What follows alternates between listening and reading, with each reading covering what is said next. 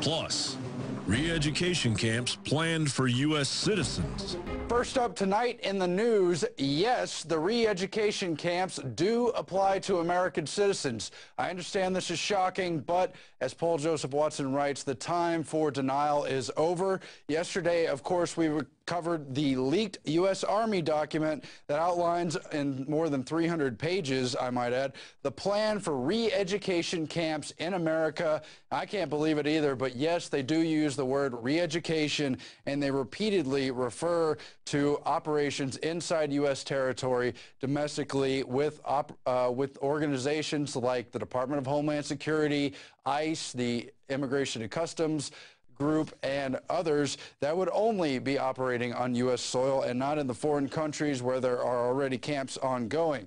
What we have here is the camps we've been sold under the guise of the war on terror now being legitimized for use with American citizens as they pass the National Defense Authorization Act, authorizing the indefinite detention of even American citizens without any due process. And so to fight the denial over this issue, and understandably, it's hard to grasp. You can't believe your government's doing this, but they are, and they're not your government. Paul Watson has highlighted all the quotes about how the psychological operations officers are going to be brainwashing people in the camps, separating out political activists, determining who may be malcontents or trained agitators, determining who needs to be indoctrinated through loudspeakers and propaganda films, and on, all part of this Department of Defense document for internment and resettlement specialists. And there's been other documents. We've covered them over the years. This is all a brewing storm. So it refers to in the document DCs, that's displaced citizens or civilian internees.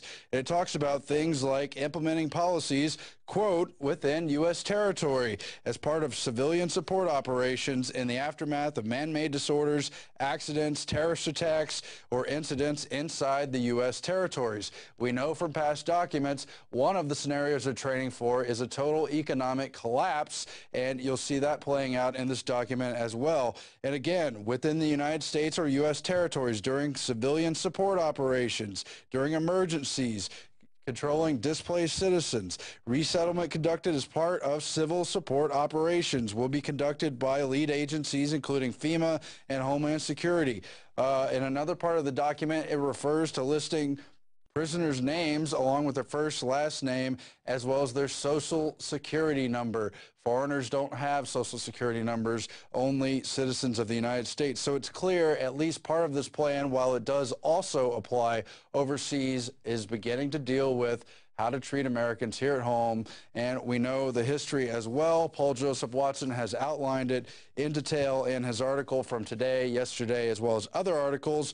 There was the ad in 2009 for the National Guard to recruit internment resettlement specialists, the exact language used in this document. In December of last year, only a few months ago, we got the documents where Halliburton's subsidiary, KBR, was subcontracting people to run the camps. Everything from sanitation to fencing to food and the rest of it. In 2006, there were all the newspaper articles, including the Houston Chronicle, pointing out how KBR had been contracted to build the camps. I believe the number was $386 million or more, or was it billion? I don't remember off the top of my head. And of course, we have the history over Rex 84, which ostensibly is a way to deal with the mass exodus of basically Mexican people crossing the border and others trying to cross the U.S. border. But in reality, hearings during the Iran-Contra scandal and more circa 1987 revealed that actually it was a secretive drill,